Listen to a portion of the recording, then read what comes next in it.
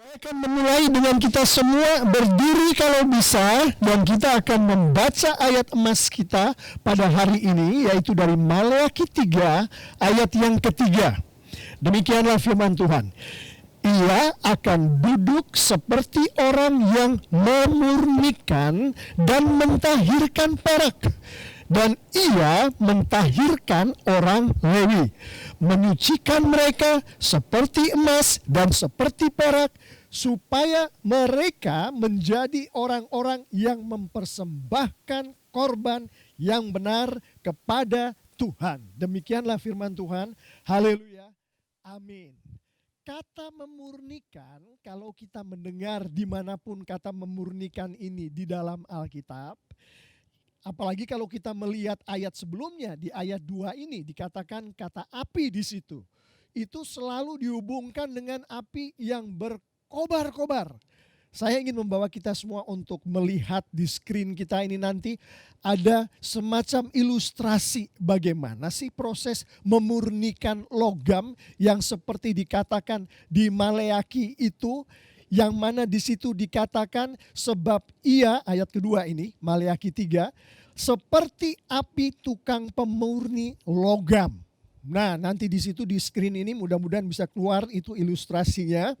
Nah, biasanya begitu orang melihat api yang membara seperti ini, mereka berpikir, wah, ini pasti Maleakhi 3 ini, nas yang sedang kita bicarakan ini, itu berbicara tentang hari penghakiman. Ada lagi yang bilang ini pasti berbicara tentang kedatangan Tuhan Yesus yang kedua. Kan ada lambang apinya di situ. Di dalam Alkitab dikatakan seperti itu. Ada orang-orang yang dihakimi dan dimasukkan ke dalam neraka dan segala macamnya itu. Tapi kalau kita melihat ayat yang keempat, kita bisa mengatakan bahwa apa yang disampaikan di nas ini bukan mengenai hari penghakiman ataupun kedatangan yang kedua dari Tuhan Yesus. Karena apa? Karena kalau kita lihat dari ayat keempat dikatakan persembahan dari Yehuda dan Yerusalem. Ini maksudnya umat-umat Tuhan. Kemudian akan menyenangkan hati Tuhan seperti pada hari-hari dahulu. Hari ini Bapak Ibu Saudara-saudari yang sangat dikasihi Tuhan Yesus, persembahan-persembahan dari umat Tuhan menyenangkan hati Tuhan. Termasuk persembahan-persembahan dari kita semua. Nah, nanti kita akan lihat lebih jauh apa yang dimaksud dengan itu. Tapi semua persembahan itu menyenangkan Tuhan. Amin.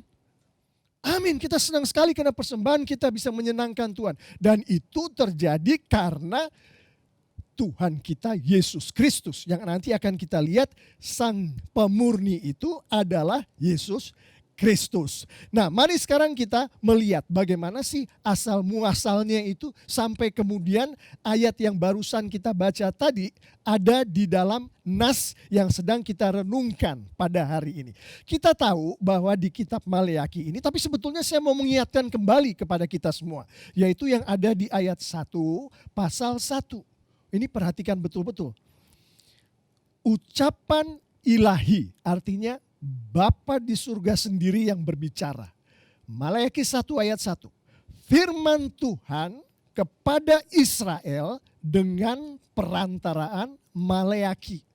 Jadi yang sudah kita bicarakan selama beberapa minggu ini, yang begitu keras nadanya kadang-kadang, kebanyakan bukan kadang-kadang, Tuhan itu bukan sedang berbicara kepada sembarang orang. Orang yang dia temui di padang gurun atau apa yang sembarangan. Bukan. Tuhan sedang berbicara kepada Israel, kepada umat pilihannya.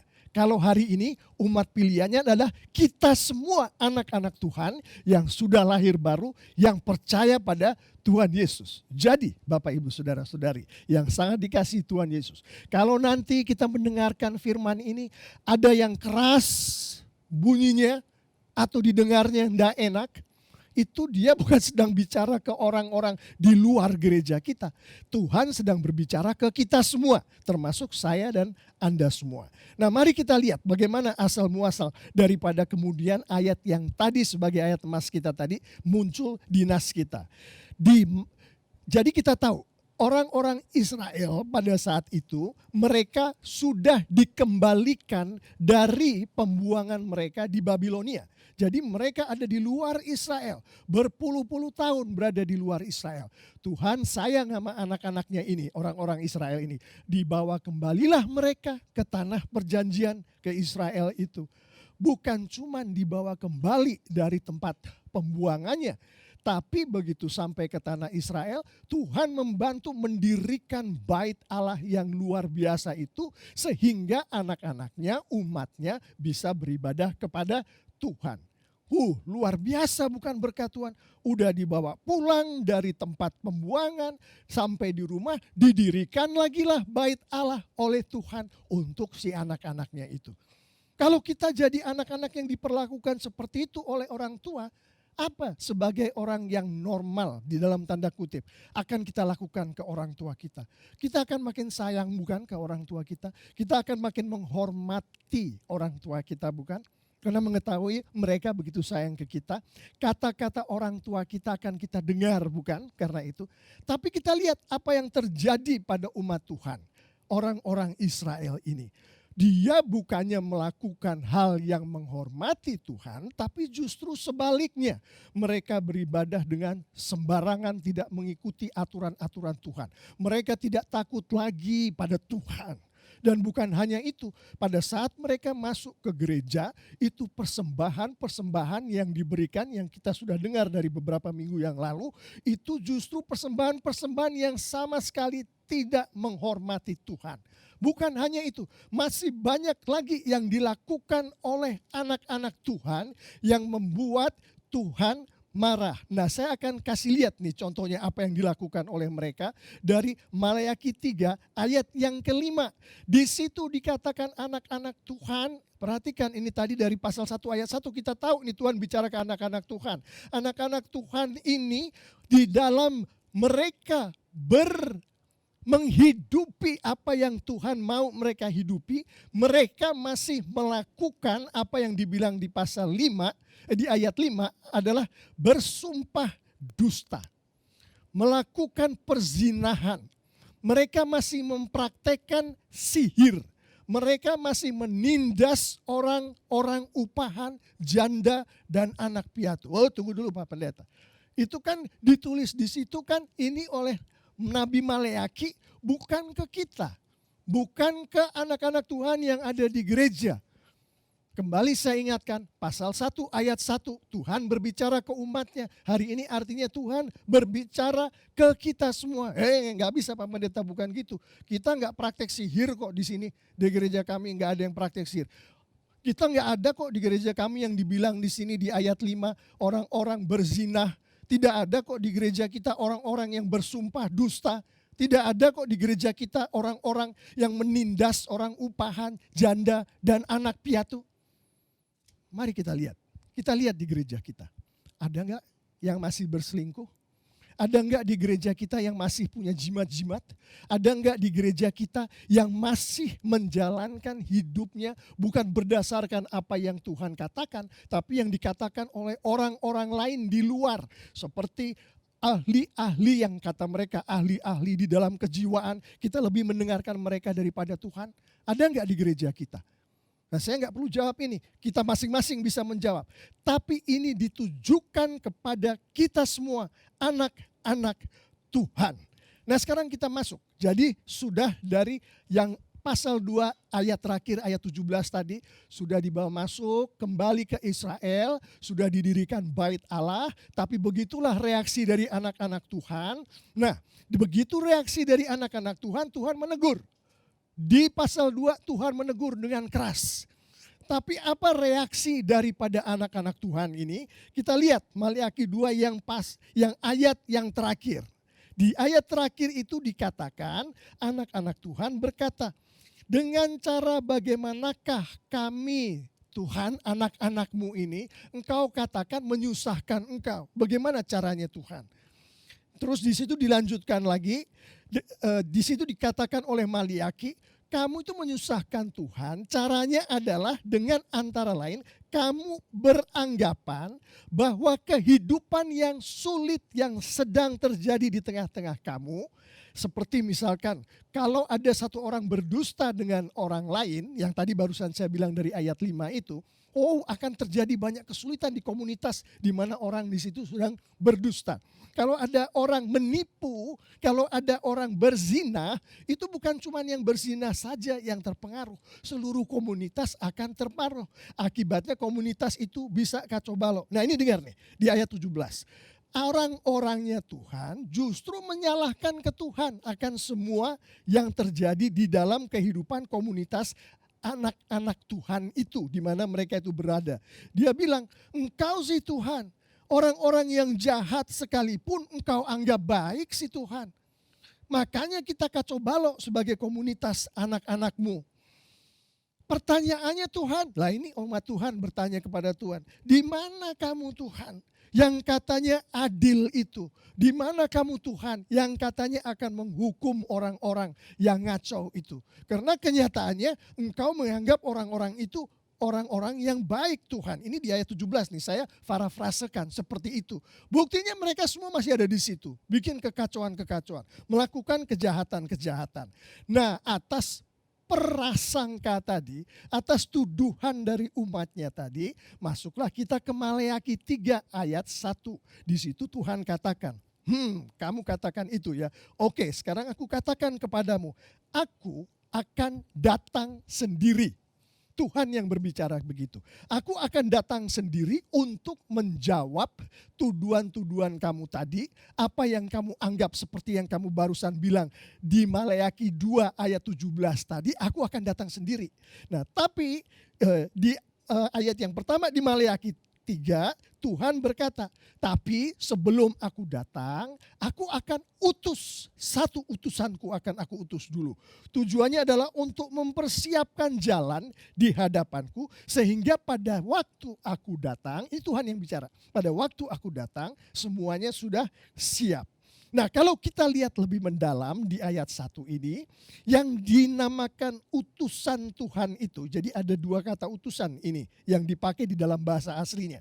Yang pertama adalah aku menyuruh utusanku, utusan itu yang dimaksud menurut Tuhan Yesus sendiri dari Matius 11 ayat 10 dan Lukas 7 ayat 27 adalah Yohanes Pembaptis. Kita tahu itu, kita baca semuanya itu ada juga di buku Yesaya, di situ dikatakan akan ada orang yang datang terlebih dahulu sebelum Yesus datang ke dunia.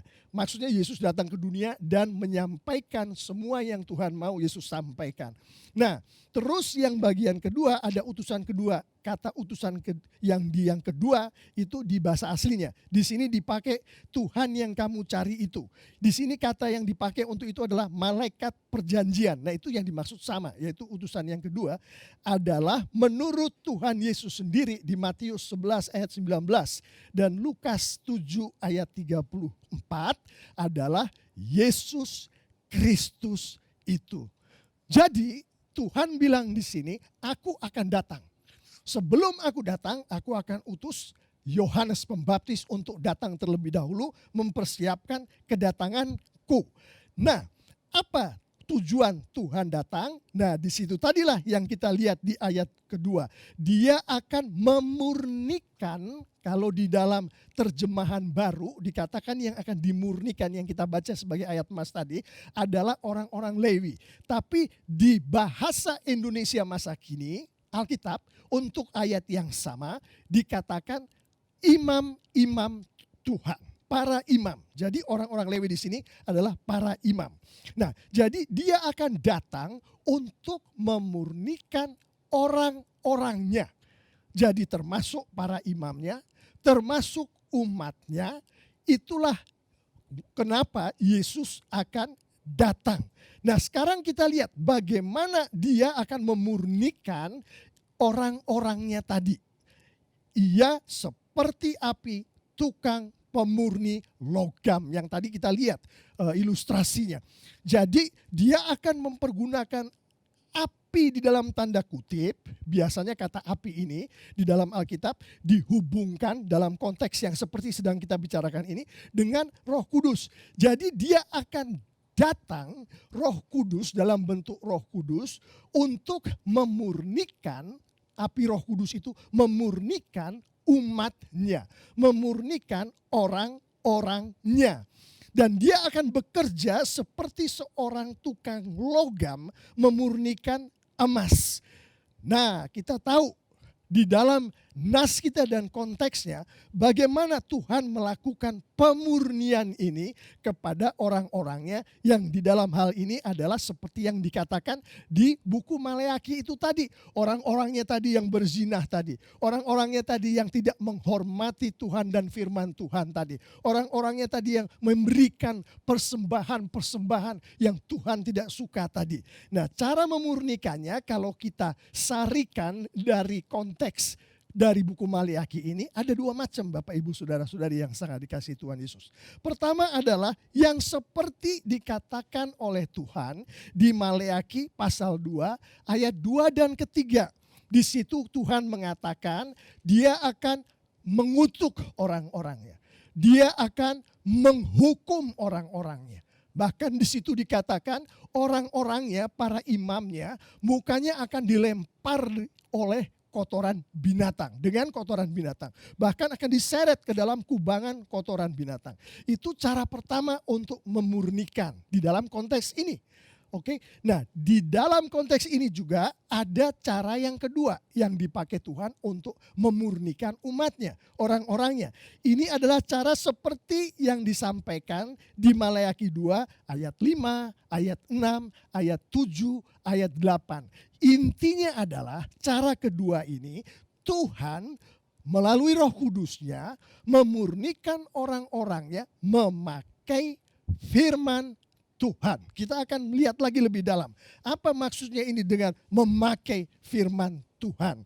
Nah, kalau kita lihat di dalam Maleaki 2 ayat yang ke-6 sampai yang ke-8 itu, Tuhan dengan jelas mengatakan pengajaran-pengajaran firman Tuhanlah yang aku pakai, tersirat ya, dan tersurat juga di dalam konteks ini untuk membawa kembali umat-umatku kepadaku, membawa kembali mereka untuk menghormatiku, membawa kembali mereka untuk hidup seperti yang aku mau. Dengan firman Tuhan itu, bukan dengan cara lain untuk cara yang kedua itu. Sehingga di ayat keempat itu dikatakan, setelah umatku ini aku murnikan, baru persembahan dari umatku itu bisa menyenangkan hatiku. Gitu. Pertanyaannya sekarang, Pak Pendeta, kenapa kita kok sampai bisa begitu dalam ngomongin mengenai cara kedua ini, di mana Tuhan memurnikan dengan firman Tuhan?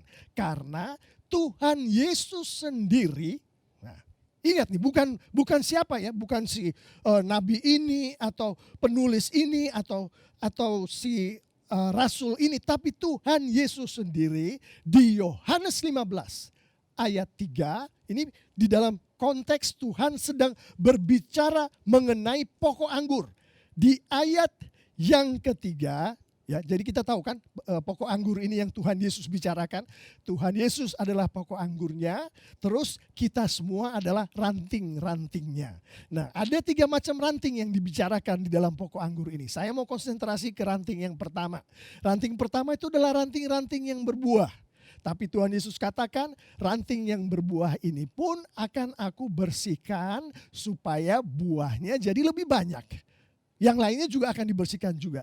Nah, kita lihat di ayat yang ketiga. Di situ Tuhan Yesus katakan, kamu memang sudah bersih. Ini ranting-ranting yang berbuah tadi, bersih.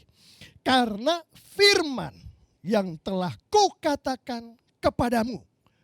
Jadi Tuhan Yesus membersihkan ranting-ranting. Ini kata kiasan ranting-ranting ini yang dimaksud umatnya. Yang dimaksud adalah kita semua dengan firman Tuhan. Jadi karena Tuhan Yesus membawa kita untuk melihatnya dari aspek firman Tuhannya, maka untuk Maleaki 3 tadi yang barusan kita bicarakan, yang di dalam memurnikan Tuhan Yesus, tadi di dalam hal ini adalah Allah melalui Roh Kudusnya, melalui dua cara tadi yang ada di Maleakhi 2 ayat 2 dan 3, atau cara kedua Maleakhi 2 ayat 5, 6, 7, 8 ini, mari kita konsentrasikan seperti yang Tuhan Yesus mau. Kita konsentrasikan dengan bagaimana firman Tuhan itu memurnikan gitu. Nah, setelah dimurnikan, Bapak Ibu Saudara-saudari yang sangat dikasihi Tuhan Yesus, kita tahu di Maleakhi 3 itu yang ayat keempat dikatakan, barulah persembahan-persembahan dari umatku ini menyenangkan hatiku. Barulah persembahan-persembahan dari umatku ini membuat aku bisa menerimanya dan aku dimuliakan. Jadi dimurnikan dahulu. Nah, ini dia Bapak Ibu Saudara-saudari yang sangat dikasihi Tuhan Yesus. Banyak umat Tuhan ini yang meskipun sudah tahu nih Tuhan mau memurnikan mereka, tidak mau dimurnikan. Tuhan berfirman, mereka enggak mau dengar. Tuhan mengatakan sesuatu melalui nabinya, ditolak perkataan Tuhan itu. Artinya orang-orang ini menolak firman Tuhan. Apa yang terjadi pada orang-orang itu? Di ayat yang kelima di Maleakhi 3, Tuhan berkata, aku akan mendekati orang-orang yang menolak dimurnikan itu dan aku akan menghakimi mereka. Tuhan sendiri yang berbicara seperti itu. Tuhan akan menghakimi orang-orangnya sendiri yang tidak mau dimurnikan. Yaitu dimurnikan dengan firman Tuhan dalam hal ini. Dia akan datang, dia akan menghakimi. Nah, sekarang kita pikirkan diri kita dulu. Saya akan masuk ke diri kita dulu supaya kita bisa melihat sendiri apa yang Tuhan sedang bicarakan ini dalam kehidupan kita, di dalam kehidupan keluarga kita, dalam kehidupan kita sehari-hari. Bayangkan Bapak Ibu Saudara-saudari yang sangat dikasihi Tuhan. Kita mau mempersembahkan sesuatu kepada Tuhan. Kita tahu Alkitab dengan jelas mengatakan kita sampai hari ini setiap hari mempersembahkan sesuatu kepada Tuhan kita. Yang gampangnya aja Rasul Paulus mengatakan persembahkanlah hidupmu sebagai persembahan yang hidup. Persembahan, dipersembahkan kepada Tuhan. Itu termasuk apa Bapak Ibu Saudara-saudari? Yang sangat dikasihi Tuhan Yesus. Kita persembahkan talenta kita. Setiap hari kita persembahkan talenta kita. Kita persembahkan kepemilikan kita. Setiap saat kita persembahkan kepemilikan kita, saya bukan hanya ngomongin mengenai uang ini, kesehatan termasuk, itu kan kepemilikan kita juga. Yang mana yang berkat-berkat yang kita terima, seperti yang kita terima, kita punya anak-anak yang sangat kita sayangi itu juga kepemilikan yang Tuhan berikan kepada kita. Itu semua kita kembalikan kepada Tuhan, Bapak Ibu Saudara-saudari yang sangat dikasihi Tuhan Yesus.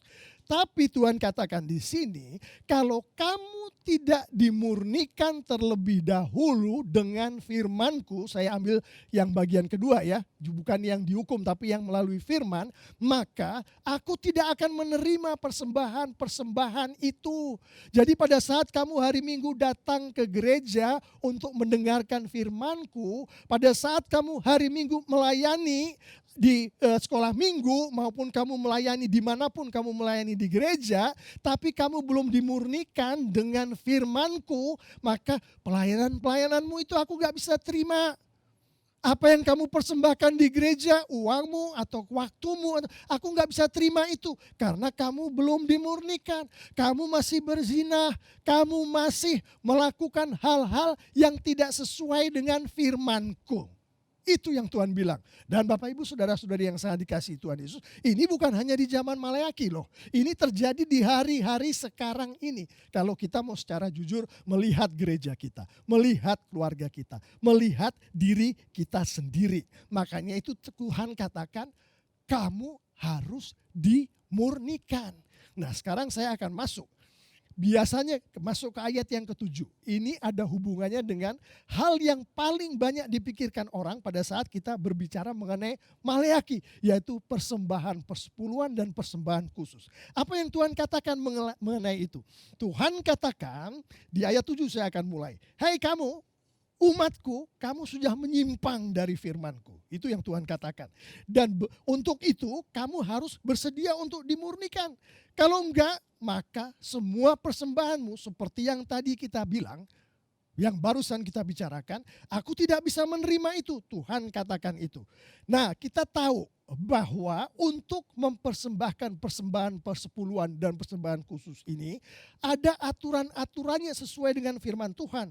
Itu ada di Bilangan 18 ayat 21 sampai 32. Di Ulangan 12 ayat 5 sampai 18. Ulangan 14 22 sampai 29. Kita nggak akan bicarakan itu. Tapi intinya adalah bahwa orang-orangnya Tuhan itu, dia mempersembahkan persembahan pada saat itu dengan tidak mengikuti apa yang Tuhan mau, tidak mengikuti firman Tuhan. Artinya apa?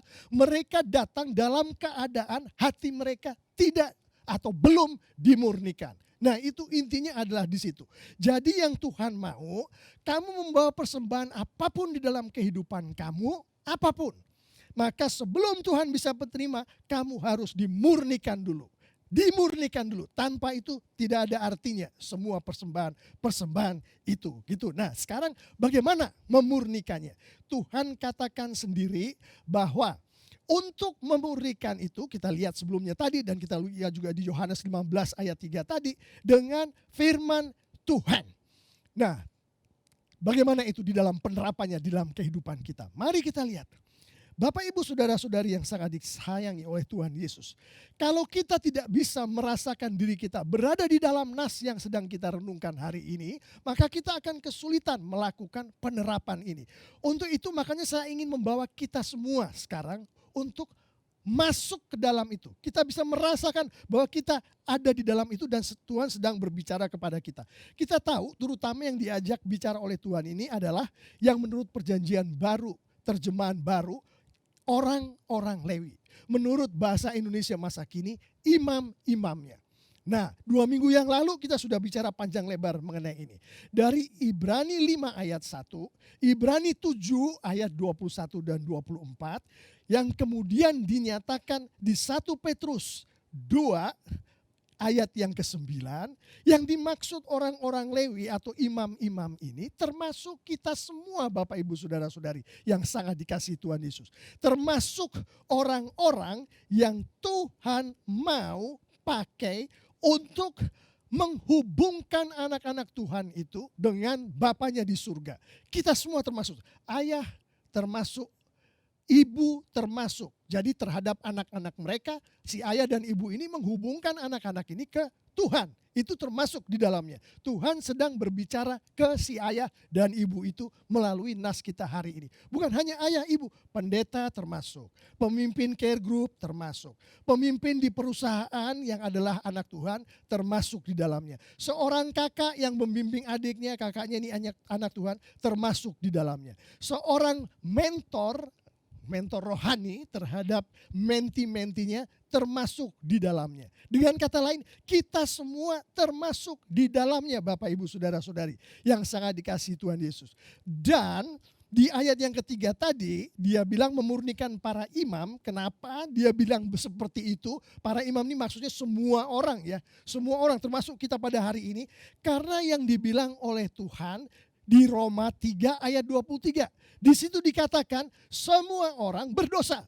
Tidak ada satupun di antara kita yang tidak berdosa. Artinya apa?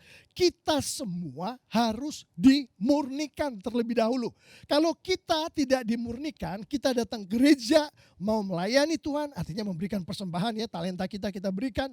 Kita mau memberikan persembahan berupa waktu kita. Kita datang ke gereja kan kita mempersembahkan waktu kita nih. Kita mau mempersembahkan kepemilikan kita seperti uang. Nah, kita mau mempersembahkan semua itu, tapi kita belum dimurnikan. Gak ada artinya semua itu, Tuhan tidak akan menerimanya. Nah, begitu Bapak Ibu Saudara-saudari yang sangat dikasihi Tuhan Yesus. Nah, sekarang terserah kita. Kita mau dimurnikan dengan cara yang seperti apa? Mau dihukum, mau dilempari kotoran binatang, mau dikutuk, boleh. Kalau mau yang seperti itu silakan. Atau dengan cara yang kedua. Tapi yang harus kita ingat, tidak ada satu di antara kita pun yang tidak dimurnikan. Harus dimurnikan dulu. Kalau saya sih milih yang kedua, yaitu dengan firman Tuhan. Dengan apa yang Tuhan mau seperti yang dikatakan oleh Tuhan Yesus dengan firman Tuhan. Oke, kita setuju dulu sama-sama di sini. Kita mau pakai firman Tuhan aja ya untuk dimurnikan itu. Daripada dilempari kotoran binatang maksud saya gitu. Kan pakai firman Tuhan. Oke. Nah, kalau mau dimurnikan pakai firman Tuhan bentuknya seperti apa Pak Pendeta di dalam kehidupan sehari-hari? Begini, ini saya akan menutup dengan ini. Kita setiap hari anak-anak Tuhan berdoalah dengan konsisten setiap hari, setiap ada kesempatan untuk meminta bimbingan dari Roh Kudus agar Roh Kudus membuat kita semua membaca firman Tuhan setiap hari. Kelihatannya gampang ya ngomongnya. Coba kita tanya, kita lihat anak-anak kita yang sudah kita kasih tahu itu mengenai firman Tuhan, yang sudah diajarin di sekolah minggu. Mereka baca nggak setiap hari? Kita baca nggak setiap hari? Jadi yang pertama sebagai penerapan adalah berdoa minta bimbingan dari Roh Kudus agar kita, anak-anak kita setiap hari membaca firman Tuhan dengan konsisten. Kedua, bukan hanya membaca tapi mengerti firman Tuhan yang sudah kita baca. Berdoa, minta bimbingan Roh Kudus. Minta Roh Kudus memberikan mentor. Dan yang ketiga adalah melakukan firman Tuhan yang sudah kita baca dan mengerti tadi secara konsisten setiap hari dengan bantuan Roh Kudus. Bapak Ibu saudara-saudari yang dikasihi Tuhan Yesus. Dengan membaca firman Tuhan setiap hari, mengerti firman Tuhan, melakukannya di dalam kehidupan kita sehari-hari, begitulah Tuhan kita memurnikan kita. Dengan itu maka kita dimurnikan. Kita tidak dimurnikan, kita tidak membaca firman Tuhan, kita tidak melakukan firman Tuhan, maka persembahan-persembahan kita dalam bentuk apapun juga tidak akan menyenangkan Tuhan. Tidak akan diterima Tuhan. Jangan datang ke rumah Tuhan memberikan persembahan dengan hati yang tidak dimurnikan. Dengan kehidupan yang belum dimurnikan dengan firman Tuhan. Tidak akan diterima persembahan kita. Jadi kita mau memberkati gereja kita, mau memberkati keluarga kita, mau memberkati diri kita sendiri. Mari kita beramai-ramai berdoa setiap hari. Baik di gereja, di rumah tangga. Supaya Roh Kudus membimbing kita, mengurapi kita untuk membaca firman Tuhan setiap hari. Untuk mengerti firman Tuhan dan melakukannya di dalam kehidupan sehari-hari kita. Sehingga dengan begitu Tuhan Yesus memurnikan kehidupan kita sebagai anak-anaknya. Sehingga apa yang kita persembahkan semuanya memuliakan Tuhan. Amin. Bapak Ibu yang bertahta, Bapa yang bertahta di kerajaan surga yang kami sembah di dalam nama Putramu yang tunggal. Terima kasih Bapa untuk firman-Mu hari ini. Bapa kami mohon urapan dari Roh Kudus-Mu Bapa. Sehingga kami bukan hanya boleh mendengar, tapi kami boleh mengerti firman-Mu. Dan dengan urapan Roh Kudus itu kami boleh melakukan firman-Mu di dalam kehidupan sehari-hari kami sebagai anak-anak-Mu. Terima kasih Bapak, Engkau memurnikan kami dengan cara yang itu Bapak. Dengan lemah lembut mempergunakan firman-Mu. Terima kasih untuk itu Bapak. Kuatkan kami dengan Roh Kudus-Mu dan biarlah kami melakukan di dalam kehidupan sehari-hari. Di dalam nama Tuhan Yesus Kristus. Semua yang percaya katakan, haleluya, amin.